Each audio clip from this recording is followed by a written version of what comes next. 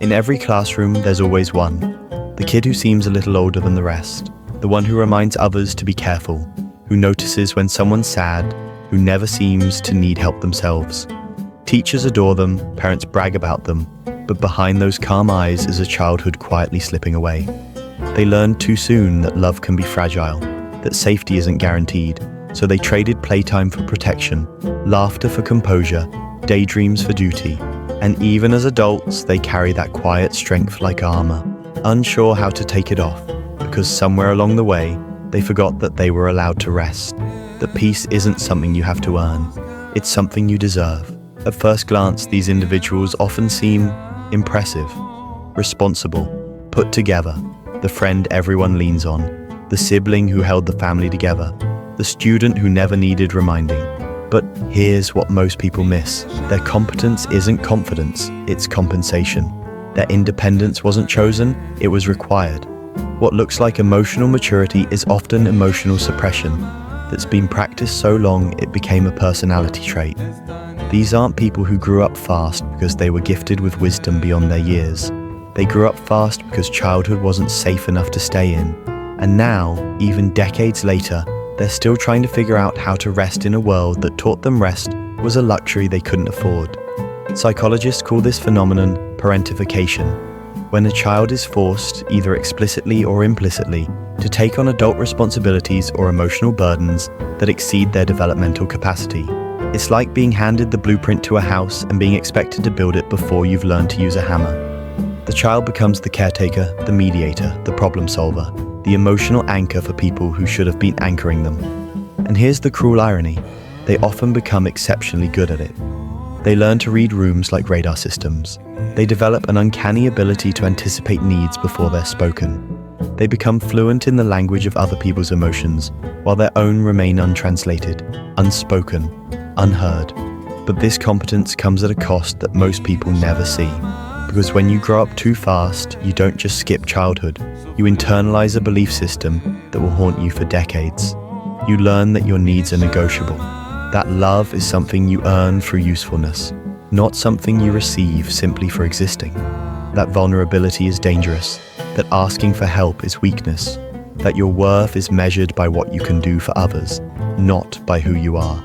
And so you become an adult who feels guilty for resting, who apologizes for having emotions, who struggles to let anyone take care of you because you've forgotten or never learned how to receive care without feeling like you owe something in return. The internal experience is exhausting, a constant hum of hypervigilance, a voice that whispers, if I don't hold it together, everything will fall apart, even when there's nothing left to hold together but yourself. And here's where it gets even more complex. The brain doesn't distinguish between the danger that was and the safety that is. Your nervous system, shaped by years of having to be the adult in the room, remains on high alert even when the crisis has passed. You find yourself unable to enjoy moments of peace because you're waiting for the other shoe to drop.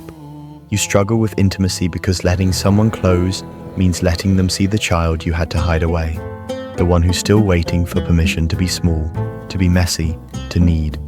You might find yourself drawn to relationships where you play the caretaker again, not because you want to, but because it's the only role that feels familiar, the only way you know how to be loved.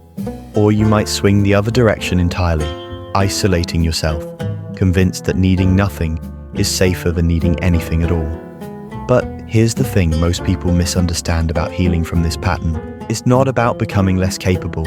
It's not about learning to be helpless or regressing into dysfunction. It's about integrating the child you never got to be with the adult you were forced to become. It's about recognizing that the skills you developed, your empathy, your resilience, your ability to hold space for complexity, are genuine strengths, but they become toxic when they're the only tools in your kit, when you can give endlessly but cannot receive, when you can hold others but cannot let yourself be held. The path forward isn't about abandoning your competence. It's about learning that competence and vulnerability can coexist, that you can be strong and need support, that you can be responsible and let someone else carry something for you. So how do we do it? How do we reparent the parts of ourselves that never got parented the first time around? It starts with something deceptively simple, noticing when you're operating from that old programming, when you automatically say, "I'm fine," even when you're not, when you minimize your own pain because you've learned that other people's problems are always more important, when you feel guilty for taking up space, for having needs, for being anything other than useful. Practice the pause. In that moment between stimulus and response, ask yourself, am I responding to what's actually happening right now, or am I responding to what used to happen? Begin to challenge the belief that your worth is conditional. Experiment with small acts of receiving. Let someone buy you coffee, accept a compliment without deflecting, ask for help with something even when you could technically do it yourself. These aren't signs of weakness, they're acts of rebellion against a system that taught you that your value was in what you could provide, not in who you are.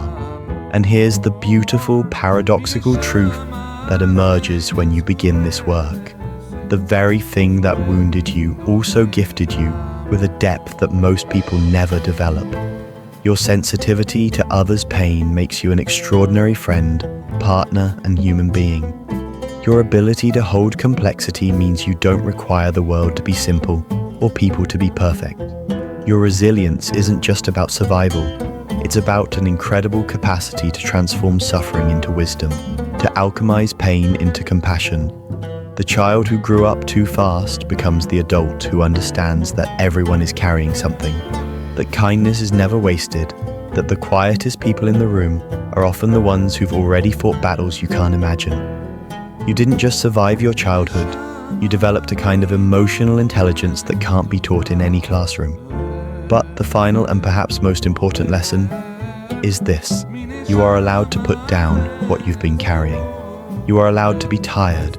You are allowed to grieve the childhood you deserved but didn't receive. You are allowed to be a beginner at things other people learned at 5, at 10, at 15.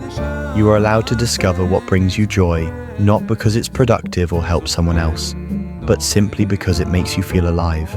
You are allowed to waste time, to be inefficient, to play without purpose. You are allowed to need. You are allowed to let someone see you when you're not strong, when you're not together, when you're just human and hurting and hoping for something gentler. The world will not fall apart if you stop holding it together for 5 minutes. I promise you it won't. Because maybe growing up too fast doesn't mean you're forever broken. Maybe it means you've been preparing your whole life for this moment. The moment when you finally have the courage to grow up again, but this time slowly, gently, at your own pace. The moment when you stop performing competence and start embodying wholeness. The moment when you realize that the strongest thing you can do isn't carrying more. It's knowing when to set something down. Maybe the child you had to be is still inside you, not haunting you, but waiting patiently for you to come back. Waiting for you to give them what no one else could. Permission to be small, to be scared, to be joyful, to be free. And maybe that reunion between the child who needed protection and the adult who can finally provide it is the real meaning of coming home to yourself.